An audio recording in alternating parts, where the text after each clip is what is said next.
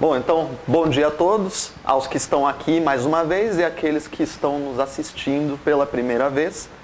Meu nome é Fábio, vamos hoje fazer uma breve introdução à filosofia de Platão.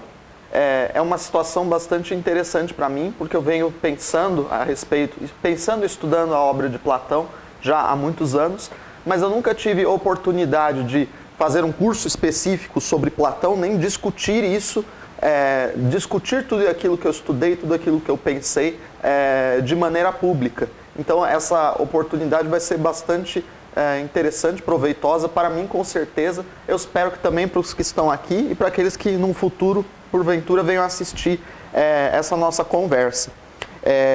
Como a obra de Platão ela é muito extensa e muito rica em aspectos dos mais diversos, eu optei por fazer um recorte específico por meio do qual a gente possa ingressar dentro desses textos e dentro da problemática que o Platão buscou desenvolver a partir do começo do século IV a.C., em Atenas e depois nas outras cidades pelas quais ele passou na Grécia. Então, esse recorte que eu pretendo dar, eu chamei de a descoberta da vida interior. A descoberta da vida e da liberdade interior, né? Por parte de Platão. Pelas minhas leituras, pelos meus estudos, eu estou convencido de que a contribuição antiga mais volumosa, mais importante para a descoberta da liberdade interior foi dada por Platão. Os outros filósofos que também pensaram esse tema, eles desenvolveram as contribuições platônicas ou trabalharam dentro do solo que foi terraplanado, por assim dizer, por Platão.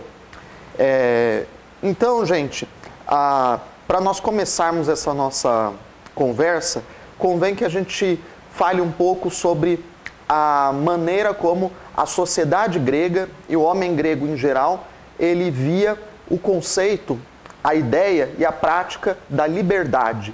A sociedade grega, já desde o começo da sua formação, ela tem uma noção muito particular de liberdade, ela tem uma preocupação muito acentuada com a liberdade.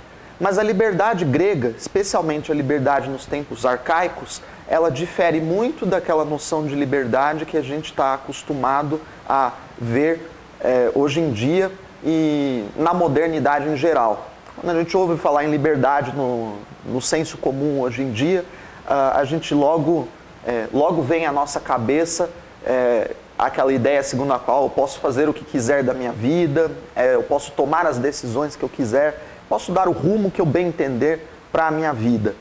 Para os gregos, especialmente para os primeiros gregos, não era assim. A concepção grega antiga de liberdade, ela se definia por contraste com a não liberdade.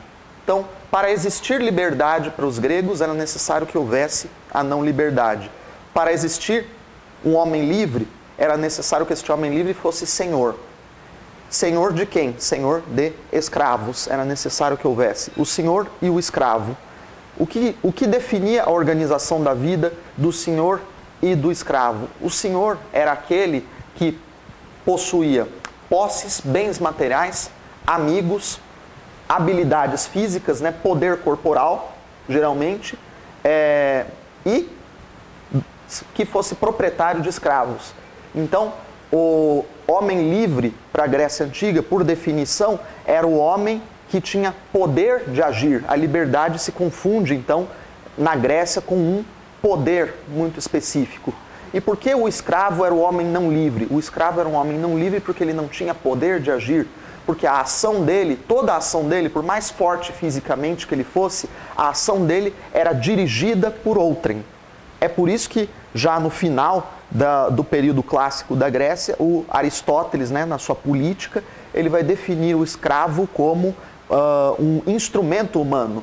Não é? Porque mesmo que o escravo pensasse, mesmo que o escravo tivesse força física, todo o seu pensamento, toda a sua ação, ela seria dirigida por outra pessoa, né? E essa pessoa seria quem? Seria o homem livre, o senhor, no caso. Então, Essa é a concepção primitiva de liberdade, uma concepção que está muito ligada à possibilidade de agir. Peço que os senhores guardem essa ideia, porque ela será importante para o desenvolvimento do pensamento posterior, especialmente o de Platão. Essa concepção antiga de liberdade, ela vai sofrer uma pequena, mas decisiva modificação com a organização da vida grega na polis, na cidade-estado. Essa ideia de liberdade que eu descrevi era a ideia do homem primitivo, do homem que aparece na Ilíada, na Odisseia, mais propriamente no período aristocrático da Grécia, não é? Em que o homem livre era quem? Era o nobre, era o senhor de escravos, era aquele homem que se envolvia em aventuras guerreiras, não é? A vida do homem antigo, do homem grego antigo, ela estava permeada por esses eventos.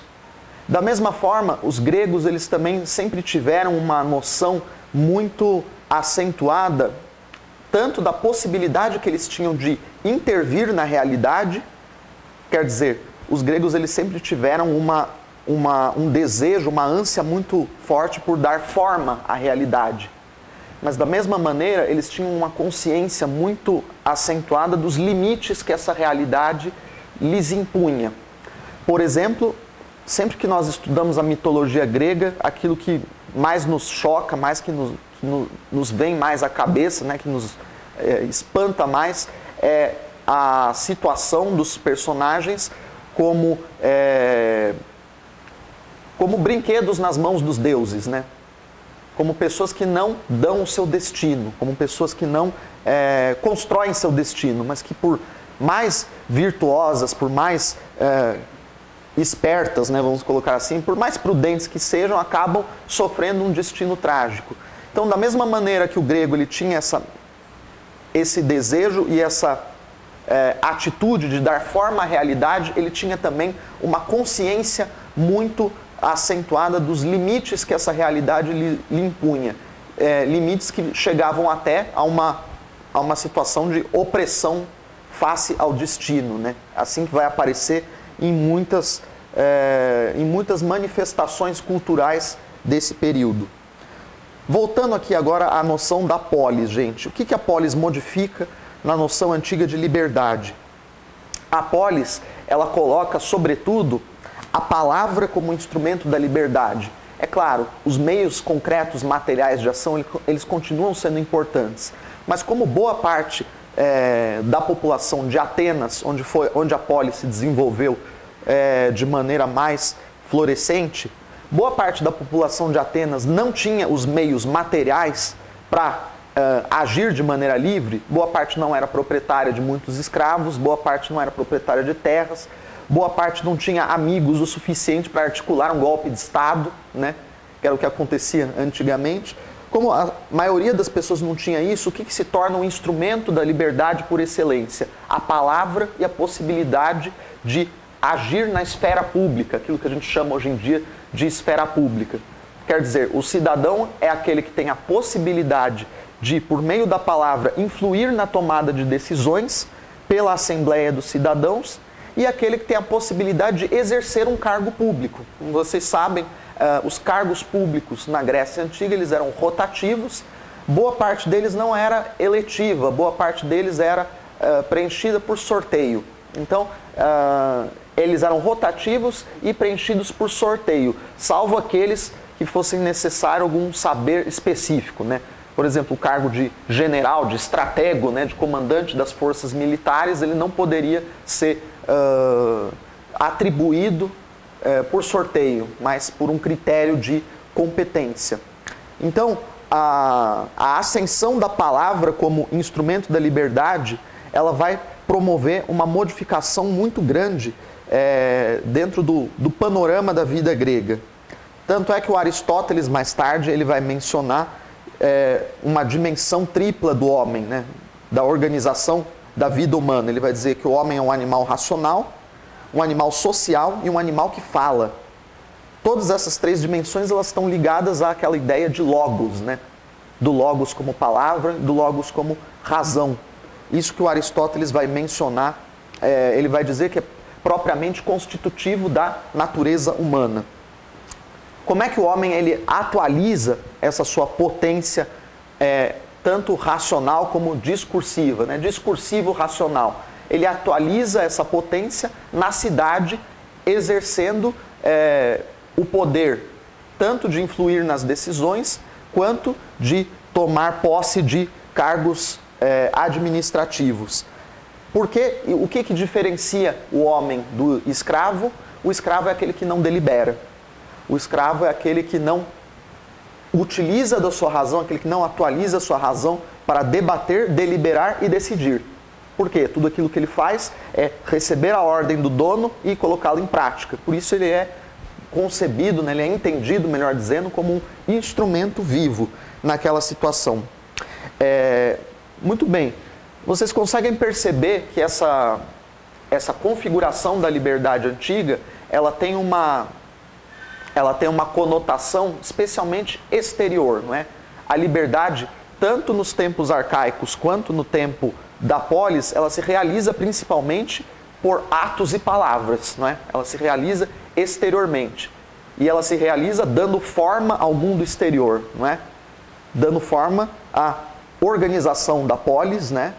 E dando forma por meio de decisões que são tomadas de maneira deliberada.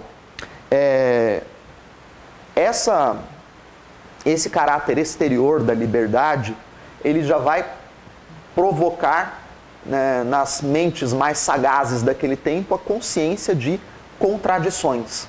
Essas contradições elas vão ser retratadas, né, de maneira bem marcante em obras de arte como a tragédia grega.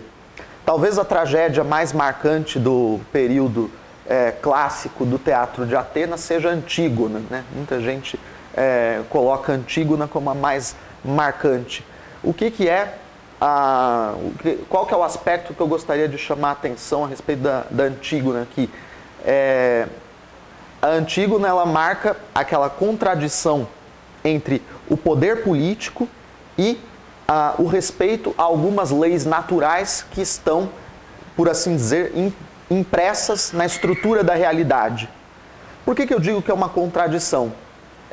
Eu vou aqui fazer uso de um trabalho que eu fiz para graduação em filosofia, o qual eu não sei se eu subscrevo 100%, mas fez algum sentido o que eu escrevi há 7 anos atrás nesse trabalho, que é o seguinte: os dois personagens que se enfrentam na tragédia, a Antígona, filha do Édipo e da Jocasta, ela infringe uma proibição do tio dela, o Creonte, que é o rei de Tebas, de enterrar o seu irmão Polinices. O irmão Polinices, ele foi um criminoso. Por quê? Porque ele, sendo de Tebas, ele participou de uma operação militar de um exército estrangeiro para invadir a sua cidade. Então ele cometeu o crime mais grave, né? Um crime contra a pátria, né? Crime mais grave possível. E ele morreu nessa invasão, não foi bem sucedido. O Creonte, rei de Tebas, ele proíbe que o corpo do Polinices seja sepultado. Isso para os gregos era o castigo mais cruel, pois eles acreditavam que a alma da pessoa não descansava enquanto ela não fosse sepultada. Então, Creonte proíbe que isso fosse feito. Como da família do Polinices só restavam 2 mulheres, a Antígona e a Ismene não toma a iniciativa de enterrar o irmão, a Antígona ela sente esse dever de descumprir a ordem do tio, a ordem do poder político, e ir lá enterrar o irmão.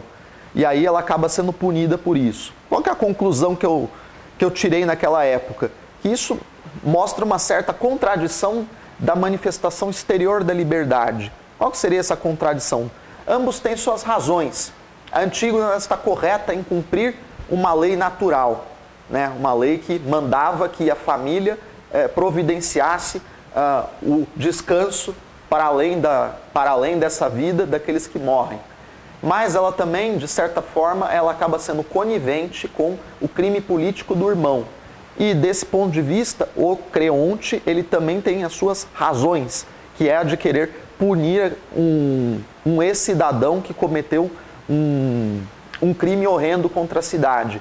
Então, uma das facetas pelas quais a gente pode analisar essa peça, claro que não esgota, é a contradição que a liberdade exterior ela começa a suscitar dentro do meio político de Atenas. Vocês devem lembrar que as tragédias antigas, elas pegavam matérias que eram de mitos clássicos e readaptavam para problemas que eram atuais e que apareciam na vida política da cidade, da polis. Então, esse é o caso da Antígona. Pessoal, agora eu gostaria de falar um pouco a respeito da transformação que a educação sofreu a partir da antiguidade até o período da polis. Como que era a educação antiga, a educação aristocrática, a educação daquilo que a gente chama paideia, né? A paideia dos homens antigos da Grécia. Essa educação era uma educação de formar boas naturezas. Prestem bem atenção no que eu estou dizendo agora. Formar boas naturezas quer dizer que os homens que deveriam ser objetos dessa educação deveriam já ter boas naturezas. Então seriam homens que já nasciam com uma natureza boa, eles deveriam ter esta natureza moldada para desenvolver virtudes, né?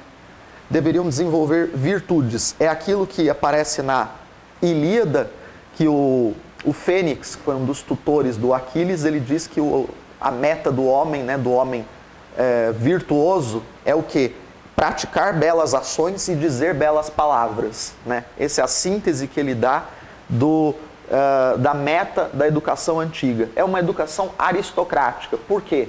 Porque as boas naturezas, elas são em número muito limitado, elas são em número muito pequeno. A maioria das pessoas não está à altura dessa educação antiga. E essa educação, ela visa formar o quê? Ela visa formar um homem que seja fisicamente forte, que ele seja capaz de falar como igual numa assembleia de guerreiros, né? Falar para todos os guerreiros como iguais, né? Isso aparece muito, especialmente na Ilíada, né? Quando os comandantes militares eles pedem a palavra, né? Eles têm que ter a condição de se impor ali, não apenas pela força física, mas pela palavra. E eles têm que ser o quê? Eles têm que ser astuciosos. Eles têm que ser espertos, né? Vamos usar a linguagem que está tão consagrada no vocabulário brasileiro, né? Eles têm que ser espertos. É a imagem do Ulisses, exatamente isso que eu ia observar. O que é o Ulisses? O Ulisses é o grande ardiloso, né? O Ulisses é aquele que, diante de uma situação difícil, ele elabora um estratagema para sair dessa situação. Esse era um aspecto que o homem antigo, né, o aristocrata antigo, ele tinha que desenvolver. Eu li uma vez num livro uma coisa que eu achei muito interessante, que um dos processos uma das provas de iniciação para o guerreiro antigo era roubar gado. E eu fiquei pensando o seguinte, roubar gado de outra propriedade. Eu pensei o seguinte, olha, roubar gado é uma coisa que necessariamente faz barulho, né? Então, a coisa que faz barulho deve dar um certo trabalho de ser feita às ocultas, né? De ser feita escondido. Então, o treino para a pessoa se tornar astuciosa, ele era bastante exigente nesse caso. Então, esse é o panorama geral, assim, de maneira muito, muito resumida, muito crua, da educação aristocrática. Reservada para poucos, quer dizer, para as naturezas superiores, a maioria estava excluída e pretendia desenvolver estas qualidades específicas. É aquilo que o Henri Marroux vai chamar de, um livro muito bonito, História da Educação na Antiguidade, ele vai chamar de educação de guerreiros, né? Agora, esse panorama ele vai ter que ser bastante modificado com o surgimento da polis. Quer dizer, dentro da polis, você não tem mais a figura do guerreiro astuto, como a pessoa que leva a vida cotidiana do homem na polis não é mais a vida do guerreiro astuto. Ele não pode se comportar em relação aos seus semelhantes como o guerreiro antigo se comportava. Ele tem que se comportar em relação aos seus semelhantes, ricos ou pobres, como o quê? Como iguais. Por quê? Porque o ambiente é o ambiente da democracia. É é o ambiente em que a liberdade e o poder se exercem pela participação política. Então, a educação ela vai ter que ser reformulada para esse novo ambiente. E é isso que vai acontecer no século V a.C. em Atenas. Muito bem. Então vamos tentar entender como é que isso vai acontecer.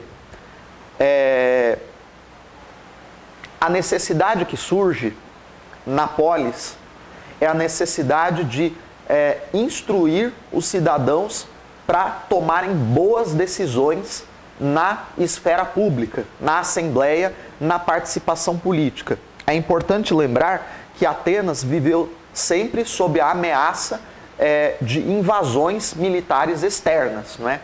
A cidade de Atenas ela se consolida como potência depois de uma guerra muito sangrenta e muito custosa contra o Império Persa. E a ameaça persa é um fantasma que vai rondar a imaginação grega até o tempo de Alexandre o Grande. Em outras palavras, os atenienses vão ter medo dos persas, né? Desde que eles ganham a guerra até o fim do período livre de Atenas, eles vão ter medo dos persas. Eles acham que a grande ameaça vem dos persas, que era um império gigantesco e que tinha ambições, a ambição de tomar conta da Grécia toda. Então, a tomada de boas decisões lá dentro, pelos cidadãos da polis, era vital para a manutenção da própria liberdade, para a manutenção da própria pátria. Então não era brincadeira, era necessário que os cidadãos eles fossem bem preparados como soldados e como políticos. Todos eles deveriam ser aptos para tomar boas decisões. Dentro desse quadro surge a figura do sofista, né, gente? O que são os sofistas? Os sofistas são professores que vão oferecer seus serviços para ensinar os jovens a manusearem o poder político. Eles vão ensinar propriamente técnicas a esses jovens, técnicas de manipulação política. Vão ensiná-los a falar bem em público. Vão ensiná-los a exercer a astúcia, que já era clássica no imaginário grego, no campo político, não apenas no campo militar. Não é? Vão ensiná-los a manobrar as decisões políticas da Assembleia em nome de suas decisões. E isso, os sofistas, o simples fato de fazer isso, os sofistas identificavam esse fato como algo bom em si, como algo virtuoso, não é?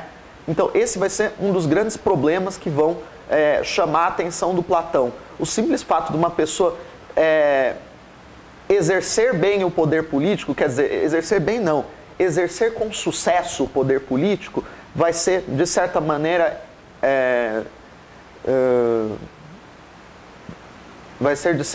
entendido pelos sofistas como algo bom, como algo desejável. Sabe o nome moderno de sofista? Como? Advogado. Advogado. Pois é, né? Mas aí nós temos hoje em dia um código de ética da OAB que já resolveu esse problema. Então, basta a gente ler o código de ética da OAB e estamos totalmente protegidos da sofística. Por favor. Os sofistas, a origem dos advogados vem da expressão grega que chama logógrafo. Eram vendedores de palavras na raiz etimológica.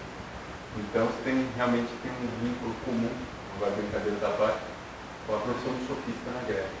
Claro que hoje o advogado vai muito mais do que o sofista, mas eles têm uma origem comum que é justamente de vender argumentos, palavras, né, para que uma pessoa possa se defender na polis, né, transmitir sua ideia de maneira eficaz, de maneira a convencer os outros no âmbito da polis. Por isso tem essa brincadeira entre advogados e sofistas. Né? E no fundo os dois são logógrafos. Né? Exatamente. Então, aliás, só aproveitando o comentário do Dr. André, isso vai se desenvolver mais no século IV a.C., em que os processos eles vão pulular em Atenas, né? quando os atenienses eles começam a litigar muito e eles percebem que isso dá muito dinheiro. Então essa profissão do logógrafo, ela vai se consolidar mais ainda do que aquela do sofista, porque a gente vai observar no final da vida livre de Atenas uma decadência muito grande da política, né, um aumento muito grande desses litígios particulares, né? Quando a gente lê textos, sei lá, de Demóstenes, né, que são esses homens já do final da Grécia livre, a gente vai ver muitas picuinhas acontecendo, né? Você vai ver aquilo que o nosso lendário Antônio Gramsci, né, chama de pequena política, né, acontecendo em Atenas. Mas agora, voltando um pouco para o século V, né, para o período logo anterior ao do Platão, o período em que Platão está nascendo, nós vamos ter outro aspecto muito importante que vai estar muito ligado com o surgimento da sofística, que é a crise da religião grega antiga. Pessoal, uma coisa que eu gosto de frisar muito, que eu acho muito necessário frisar para entender tanto o surgimento da filosofia quanto a sua consolidação na Grécia Antiga por oposição às outras grandes civilizações da Antiguidade, é que a religião grega, a mitologia grega, elas são muito interessantes para serem contadas como história. Eu, por exemplo, para minha formação, foi muito importante a narração da mitologia grega. Mas como religião, religião entendida em seu aspecto de coesão social, a religião grega antiga ela era péssima. Por que péssima? Porque ela não era unívoca, ela era muito fluida. A mitologia grega ela era narrada de uma maneira diferente em cada lugar, e às vezes por cada pessoa. Um dos fatores que favoreceu esse tipo de coisa, houve vários fatores que favoreceram esse tipo de coisa. Em primeiro lugar, a origem estrangeira de muitos deuses, né? Os gregos eles tinham contato com muitos povos, né? Já desde a formação da Grécia eles tinham contatos com muitos povos adjacentes, e eles tinham essa propriedade de incorporar os ritos religiosos, né, desses povos adjacentes. E de outra parte tem um aspecto interessante que está ligado à fragmentação política da Grécia, né? A Grécia ela é organizada não num grande império, mas em cidades-estado. Isso, entre outras coisas, dificultou e até mesmo isso impediu a formação de uma casta sacerdotal na Grécia Antiga. Então, quando a gente observa os grandes impérios da antiguidade, né, a gente observa lá o Império Egípcio ou o Império Persa mesmo, você tem o quê? Você tem uma casta sacerdotal que codifica uma religião, né, que codifica um rito religioso. E você tem isso até mesmo na Índia, né? Na Índia isso aparece de maneira muito forte. O que é a codificação da religião? É o fechamento da religião num sistema de crenças que é imposto para todos. Isso acontece de maneira muito acentuada nos grandes impérios da antiguidade. Na Grécia, isso não acontece. Qual que é Isso tem um lado positivo e um lado negativo. O lado positivo é que você não tem a opressão de uma casta sacerdotal corrompida, que foi o que fatalmente aconteceu nessas outras todas civilizações, né? Religiões que rapidamente se corrompiam e eram usadas como instrumento de poder, né, dessas castas sobre a população, com uma série de danos, né, para muita gente. Isso acontecia. Então, na Grécia, eles passaram livres disso. Mas, por outro lado, a gente tem que pensar em qual que é a função da mitologia e qual que é a função da religião. A função da mitologia e da religião é dar um sentido para a vida, não é? É a atribuição do sentido da vida. Isso gerou uma situação de bastante angústia para os gregos, especialmente para aqueles que tinham um preparo intelectual maior. Então a crise da religião grega é um fato incontornável, é um fato que teve suas repercussões em toda a organização social grega. Alguma coisa teria que ser colocada no lugar daqueles deuses, né, que estavam mortos. Eu estou citando aqui alguns autores que são alguns autores que não são muito interessantes para os nossos propósitos por aqui, mas não teve como deixar de lembrar daquela afirmação clássica de Karl Marx, né? Que ele disse que quando a polis se organizou, os deuses já estavam todos mortos, né? Ele disse, quando Ésquilo escreveu Prometeu acorrentado, Zeus já era entendido como uma piada. Ele disse isso. Então, não tem como a gente deixar de pensar que o prestígio da religião antiga já estava, de certa forma, minado na polis, né? E não tinha quem o guardasse, pois não havia uma casta sacerdotal. A isso o que se acrescenta? Se acrescenta a atividade da sofística. A sofística, ela mina o prestígio da tradição. Por quê? Porque os sofistas, eles ensinavam aos seus alunos que para exercer a atividade política, eles poderiam, inclusive, manipular o sentido dos mitos que eles aprendiam, né? O mito, ele pode ser contado da maneira como for mais conveniente para convencer o público. Essa era uma tática clássica dos sofistas. Isso fomentou o que também, gente? Isso fomentou o individualismo, né? O que quer dizer o individualismo nesse caso? As pessoas, elas passam a exercer a atividade política orientadas por esses mestres e tendo em vista o bem individual, não o bem público. Esse é um efeito da corrupção da atividade dos sofistas. Então, a meta vai ser a vitória do indivíduo na esfera pública. Pela astúcia, seja como for, ele conduz o povo a fazer o que deseja, né? Então ele vai dizer que uma coisa é boa para todo o povo, quando na verdade é melhor para ele mesmo. Esse vai ser o resultado da educação sofística. É necessário a gente mencionar aqui, só en passant, a particularidade que foi a figura de um homem chamado Péricles. O Péricles, ele foi governante de Atenas durante muitos anos, durante o regime democrático. Por que ele ficou quase 30 anos no poder? Como que ele conseguiu fazer isso? Ele conseguiu isso porque o povo votava nele, o povo elegia. Por quê? Porque o povo tinha certeza que ele era o melhor, ele era o homem mais prudente, era o homem que tomaria as melhores decisões. Todo mundo sabia disso. Então, diante de uma figura como o Péricles, as pessoas não tinham dúvidas, todo mundo votava nele. Então, qual que era a meta do Péricles? O pouco que a gente sabe sobre ele, o que ele queria fazer? Ele queria conciliar, ele queria construir uma conciliação entre o regime democrático com um governo que fosse só dele.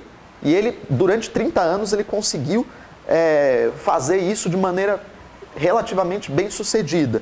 Então, o projeto dele, eu coloquei aqui, a conciliação do individualismo com o bem comum. Quando ele profere aquele famoso discurso, né, discurso fúnebre dos mortos do primeiro ano da guerra do Peloponeso, né, ele é chamado para fazer um discurso em homenagem aos mortos, ele faz um elogio de quem? Ele faz um elogio de Atenas. E ele diz que em Atenas eles conseguem conciliar o bom cuidado com os negócios individuais, quer dizer, o individualismo, com o benefício público, com o benefício de todos. A gente vai encontrar ressonâncias disso em boa parte das doutrinas liberais que vão aparecer na modernidade, já estão ali em germe nesse discurso do Péricles. Só que o que vai acontecer? Uma hora o Péricles vai morrer, né, gente? Então, inevitável, né, acontece. O Péricles ele morreu infectado por uma peste que devastou Atenas, se não me engano, no ano 429 a.C. E o que acontece com a morte do Péricles?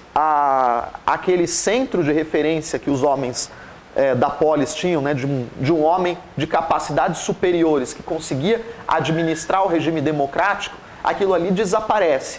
Então as pessoas começam a brigar para assumir o poder político e para realizar os seus interesses pessoais. Então aquele equilíbrio do Péricles ele se desfaz em prol do individualismo. Então isso vai acarretar uma crise de consequências muito sérias. E é nesse contexto que vai se destacar, né, se sobressair a figura do Sócrates, né? O Sócrates ele vai fazer o quê? O Sócrates, só para vocês saberem, ele foi um cidadão ateniense, ele foi um cidadão que a gente pode chamar de um cidadão exemplar, né? É um cidadão cumpridor de todos os seus deveres, né? ele foi inclusive um grande herói militar, ele deu provas de grande coragem física nas batalhas das quais Atenas participou ao longo da vida dele. Mas aquilo que ele mais gostava de fazer era conversar com as pessoas a respeito das qualidades que um homem deveria ter para ser um bom cidadão. Então, qual que era a preocupação do Sócrates? A preocupação do Sócrates é como viver bem na cidade. O Sócrates ele se perguntava a respeito disso. Vendo aquela situação de degradação, tanto política quanto dos costumes, levada a cabo pelo individualismo, o Sócrates ele tenta buscar um novo centro de organização a partir do qual tanto o bem particular quanto o bem público eles pudessem encontrar um novo equilíbrio, aquilo que havia sido perdido com a morte do Péricles. O Sócrates ele vai fazer isso como? Ele vai perguntar para as pessoas que são publicamente entendidas a respeito de muitos assuntos, ele vai perguntar o que são essas virtudes necessárias para o homem ser um bom cidadão. Então ele vai perguntar para um general o que é a coragem, ele vai perguntar para um poeta o que é a poesia, ele vai perguntar para um escultor o que é a beleza, ele vai perguntar para alguém que está acostumado a julgar o que é a justiça. Então o Sócrates ele vai fazer essas perguntas e ele vai perceber que essas pessoas não sabiam explicar o que eram essas boas qualidades. Que essas pessoas elas entravam em contradição sempre que buscavam explicar. Elas tentavam, no mais das vezes, dar exemplos de o que seriam manifestações dessas boas qualidades. E o Sócrates percebe o seguinte: olha, as pessoas elas têm alguma noção daquilo que é bom, aquilo que é justo para ser feito, mas é uma noção vaga e é uma noção que muitas vezes leva a contradições, né? Por quê? Porque esse conhecimento que essas pessoas têm, ele não está bem respaldado, ele não está bem lastreado. Isso que o Sócrates vai perceber. Então a atividade do Sócrates ela vai se desenvolver nessa toada, né? Ele vai buscar dar uma definição dessas boas qualidades que os cidadãos devem possuir para viver bem na cidade. E em meio a essa atividade, o Sócrates ele vai entrar em conflito com os sofistas que estavam circulando ali por Atenas. Qual que vai ser a crítica básica, de maneira muito resumida? Qual que vai ser a crítica básica que o Sócrates vai fazer aos sofistas? Diz que os sofistas eles pareciam ser homens sábios, mas que na verdade não eram. O ensino dos sofistas era um ensino que não estava comprometido com a verdade. Por que não estava comprometido com a verdade? Porque estava comprometido com a vitória na esfera pública, né? A vitória do indivíduo na esfera pública. Mas isso vai aparecer em muitos dos registros que nós temos da atividade do Sócrates. Essa vitória que o indivíduo venha, porventura, a obter num debate público, numa disputa política, essa vitória seria boa para o público e para este indivíduo que venceu. Quer dizer, esse indivíduo vencedor na esfera pública, esse indivíduo que influencia o meio político, ele teria uma vitória pessoal, ele teria um benefício real para a sua vida, ou não? Então, esse questionamento o Sócrates apresenta e de maneira muito enfática. Ele vai acabar mostrando o quê? Ele vai acabar mostrando que as pessoas que obtinham vitórias no debate público, elas não eram pessoas verdadeiramente bem-sucedidas. A gente já vai ver por quê. Muito bem, pessoal. Falar então um pouco já do Platão, né? Quem que era o Platão? Platão, a gente sabe que foi um aluno de Sócrates, né? Ele foi um aluno e amigo de Sócrates. Aquilo que a gente pode chamar de cúmplice, né? O Platão ele esteve desde jovem seguindo o Sócrates e escutando essas conversas que o Sócrates tinha com muitos personagens de destaque no meio ateniense. O Platão, gente, ele era de família nobre. O Platão, portanto, ele tinha o destino familiar de exercer altos cargos políticos. A família dele era uma família de recursos. A família dele era uma família de pessoas que tinham dinheiro e nome, né? Dinheiro, nome e posses materiais, né? Então era uma família que tinha os meios de ação concretos, né, para exercer grande influência. Só que o que vai mudar a vida do Platão, o que vai mudar a vida dele é o encontro com Sócrates, né? O Paul Friedlander, que foi um grande escritor, que provavelmente escreveu o livro mais bonito já escrito sobre Platão, né, em 3 volumes, ele conta que o encontro com Sócrates modificou a vida de Platão a tal ponto que a reflexão sobre a morte que o Sócrates teve, a condenação à morte que o Sócrates teve por um tribunal democrático de Atenas, levou Platão a renunciar à ação política para a qual ele estava destinado. Renunciar em nome do quê? Renunciar em nome da filosofia, renunciar em nome da construção daquele pensamento que o Sócrates tinha começado a construir ao longo de sua vida.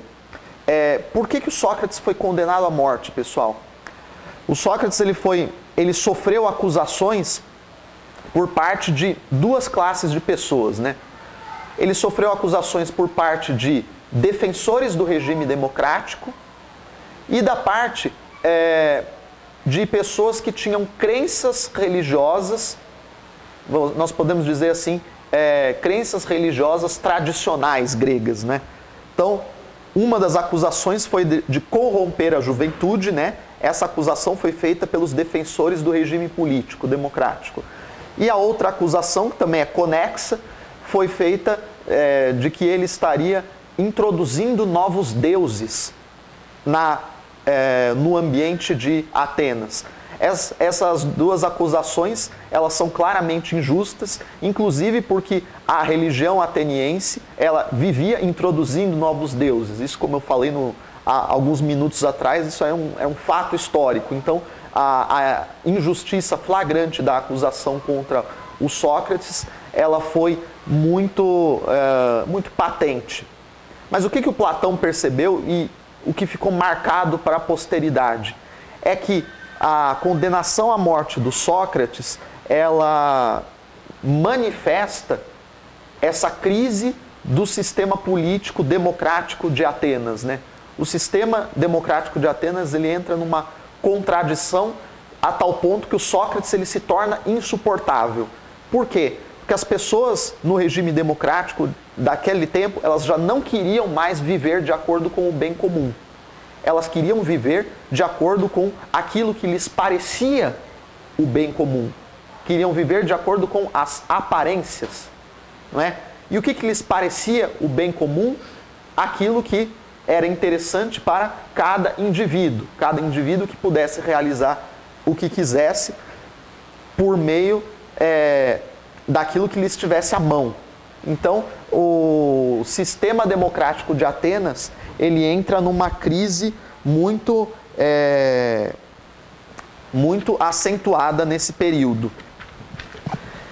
Então, pessoal, o que o Platão ele vai tentar fazer depois que o Sócrates ele é condenado à morte? Aparentemente, Platão tentou salvar o Sócrates, assim como outras pessoas que estavam ali, que eram amigas do Sócrates. Eles tentaram salvar o Sócrates dessa condenação, mas o Sócrates se recusa. Ele diz que prefere cumprir uma decisão judicial, mesmo que injusta, do que fugir da cidade, por exemplo, como seria fácil para fazer por parte dele. Por que ele resolve fazer isso? Ele narra isso num diálogo curto, mas muito bonito, chamado Críton. O Críton é um homem que ele vai tentar oferecer a possibilidade de fuga para o Sócrates. O Sócrates ele diz o seguinte, ele diz que a cidade de Atenas, a polis, deu tudo para ele. Tudo que ele foi e construiu ao longo da vida dele, ele deve à polis. Então, uma decisão política, uma decisão tomada pela polis, mesmo que seja injusta, ela deve ser cumprida, pois seria a maior injustiça você deixar de cumprir uma decisão daquela que foi a fornecedora de tudo que ele teve ao longo da vida, do que seria... Deixa eu reformular esse raciocínio, pessoal. Seria mais injusto deixar de cumprir essa decisão do que cumpri-la, mesmo ela sendo injusta. Esse é o ponto. Então, o Sócrates ele aceita beber o veneno e aceita morrer nessas condições em nome do quê? Em nome de uma justiça maior. Então, o que essa atitude, essa vida do Sócrates é o que vai chamar mais a atenção do Platão. O material de reflexão do Platão, o ponto de Arquimedes, né, o ponto arquimédico a partir do qual Platão vai construir a sua filosofia, é um pensamento, uma reflexão sobre a vida do Sócrates. O que o Sócrates foi, o que o Sócrates buscava. Este é o modelo do homem virtuoso, este é o modelo do homem justo. Então o que eu tenho que fazer? Ele, Platão, pensava. Eu tenho que explicar o que foi esse modelo. Platão ele sempre teve uma facilidade muito grande de descrever as coisas em termos poéticos e também filosóficos. Platão provavelmente foi poeta na juventude. Aliás, ele foi ao longo da vida toda, porque todos os diálogos dele, todos os textos que nos sobraram, eles têm um tom poético muito forte. Então, só para a gente deixar claro aqui, a partir da onde o Platão vai construir a ideia dele de liberdade interior. Ele vai dizer, o Platão, observando a vida do Sócrates, observando mais do que isso, a vida e a morte do Sócrates, ele vai dizer que a liberdade ela se constrói a partir do equilíbrio da vida interior e não da ação política. Não que o Platão estivesse descartando 100% a ação política, mas ele estava dizendo que a liberdade ela começa pela organização da vida interior e não começa com a ação política externa. A boa ação política, a ação política virtuosa, a ação política prudente, ela se constrói por quê? Ela se constrói por homens que têm a alma bem organizada. Então, a tarefa principal é a formação de homens que tenham a vida interior bem organizada. Então, a filosofia do Platão, ela vai ser o quê? Ela vai ser a busca de uma conversão. É uma palavra grega chamada metanoia. O que é essa conversão? É uma guinada do mundo exterior, né? De uma liberdade, de uma ação que se exerce primariamente em direção ao rumo exterior, para construção, para ordenação. Lembram que os gregos eles buscavam imprimir as formas nas coisas? Então, para a formação, para a impressão de uma forma bela, justa e equilibrada na vida interior. Vai ser essa a meta da filosofia de Platão.